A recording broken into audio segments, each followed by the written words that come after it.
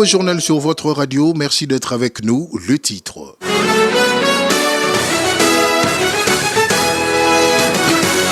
Le prophète Yoy Bokete Jean-Pierre a dirigé ce mercredi une réunion d'évaluation des activités du premier trimestre 2024-2025 à l'intention de chef de sous-prophète de la province éducationnelle Kwilu 2. Le syndicat national de médecins a appelé le gouvernement à respecter les accords avec le syndicat de la santé lors d'une conférence de presse tenue à Kinshasa.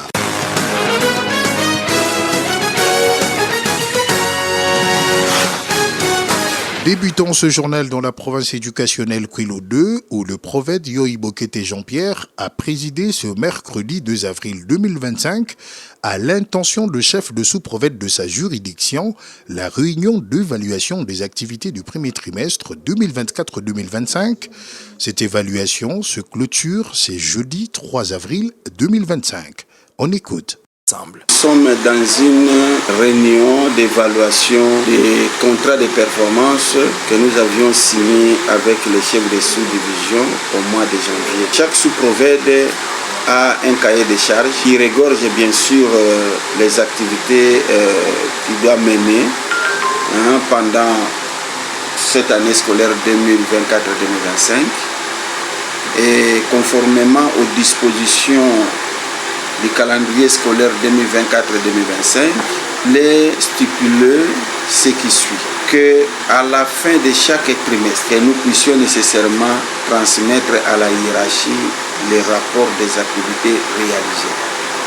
C'est ainsi que nous étions aujourd'hui avec tous les chefs de sous-division pour essayer un peu d'évaluer les activités que chacun d'eux a réalisées donc au cours du premier trimestre pour améliorer la qualité des prestations de nos services.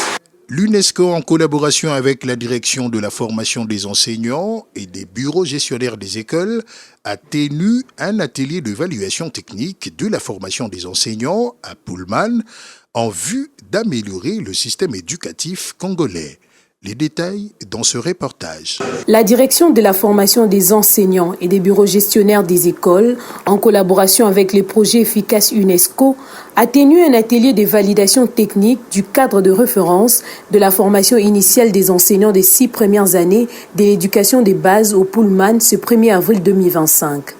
Ce cadre d'orientation qui part d'une étude commandée par le gouvernement congolais et qui porte sur la rationalisation des humanités pédagogiques en République démocratique du Congo a réuni des experts du ministère, enseignants, des syndicats et ceux de la société civile pour valider techniquement le document élaboré par les experts nationaux avec l'appui des consultants de l'UNESCO. Au menu, l'amélioration du système éducatif congolais par la révalorisation de la fonction enseignante.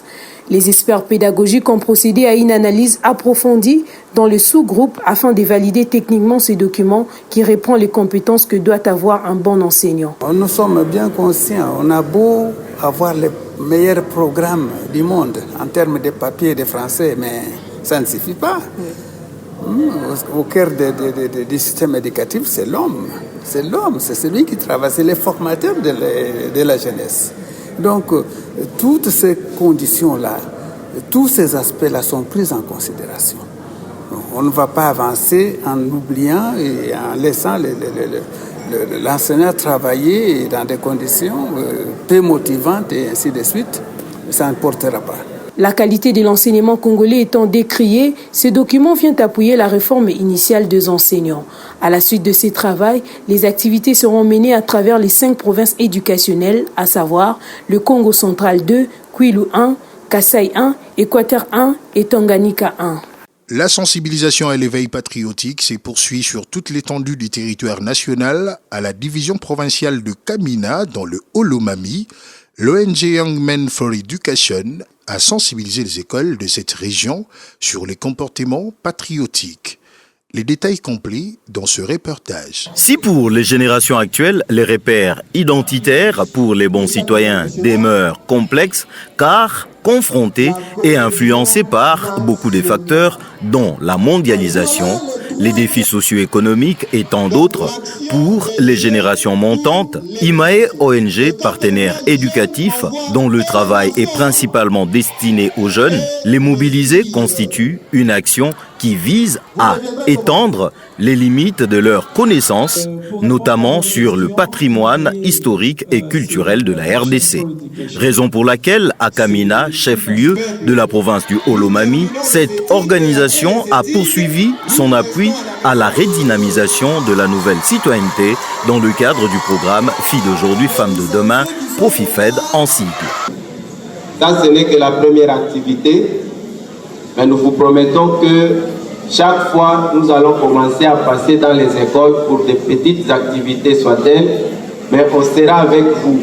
IMAE ONG a réuni les élèves du lycée Maïdio, de l'Institut Lubimi, de l'Institut Katouba, ainsi que ceux du complexe scolaire GAD School, autour d'une journée d'animation d'une émission communautaire grand public avec comme thème les jeunes face au patriotisme, citoyenneté et repères identitaires. Que de vivre chez soi. On est mieux que chez soi, comme a dit le directeur. Le pays ici nous appartient. Et si vous ne développez pas l'amour envers ce pays, c'est ça qui va faire que dans les classements ONI Doing Business, nous soyons classés parmi les 10 derniers pays. Au centre de ces échanges et débats, l'usage de la promotion des langues nationales qui atténue la salle et les enfants en haleine. Ces derniers ont salué l'organisation de cette activité riche en couleurs et en apprentissage. Classe Radio, nulle part ailleurs que sur la RT-Éduc. Place à la question aux écoliers. La question est de savoir qu'est-ce que la Constitution. Les élèves ont répondu au micro de Sanchez Kawata. La Constitution, d'après moi, c'est les règlements d'ordre d'un pays. Dans les règlements qui sont basés pour... D'après moi, la Constitution, c'est la loi qui... Je ne sais pas comment je peux parler sur la Constitution vraiment. En fait, la Constitution, c'est un ensemble de lois, dirais-je, établies par le Parlement que les citoyens doivent suivre à la lettre. La Constitution, c'est tout simplement des lois fondamentales établies pour diriger une nation, tout simplement. Retenez que la Constitution est une loi fondamentale qui fixe l'organisation et le fonctionnement d'un État ou d'un ensemble d'États. Classe Radio, nulle part ailleurs que sur la RT-Éduc. La ministre d'État, ministre de l'Éducation nationale Nouvelle Citoyenneté, Raïssa Malou, a assisté ce mardi 1er avril au lancement de l'APES Global Physics Summit, rencontre scientifique organisée à la Faculté de sciences de l'Université de Kinshasa, une première en République démocratique du Congo, sous la modération du professeur Kenikal. Aurélie Safi-Bint. Dans l'allocution d'ouverture de la première édition de l'APS Global Physics Summit, grande conférence de recherche en physique de la prestigieuse Société américaine de physique réunissant plus de 15 000 membres de la communauté scientifique dans ce domaine, modéré avec brio par le professeur Kenikal en présence d'éminents professeurs d'université et des étudiants, la ministre d'État, ministre de l'Éducation nationale et Nouvelle Citoyenneté Raïssa Malou s'est dit doublement honorée d'y prendre parole comme ministre et physicienne. La physique, vous le savez, est bien plus qu'une science, elle est une façon de penser, d'interroger le monde, de le comprendre et de le transformer, comme le disait le professeur docteur ingénieur Félix Malou Wakalinga, que je cite avec émotion et respect. La richesse des nations modernes se mesure principalement par leur capacité d'innovation en sciences et en technologie, en somme par la qualité de la matière grise qu'elles sont capables de mobiliser, a déclaré la ministre d'État. Selon elle, notre pays peut relever ces défis grâce à la science, accéder à l'énergie, améliorer nos soins de santé, développer une agriculture durable, assurer notre souveraineté technologique et renforcer notre sécurité nationale. C'est pourquoi le président de la République Félix-Antoine Tshisekedi Tshilombo a fait de l'éducation l'une des priorités majeures pour le développement. Ainsi, la ministre de l'Éducation nationale s'engage fermement à renforcer cette vision en intégrant davantage les sciences dès l'école primaire, en poursuivant l'équipement des établissements scolaires en laboratoires modernes et en assurant une formation continue de qualité aux enseignants.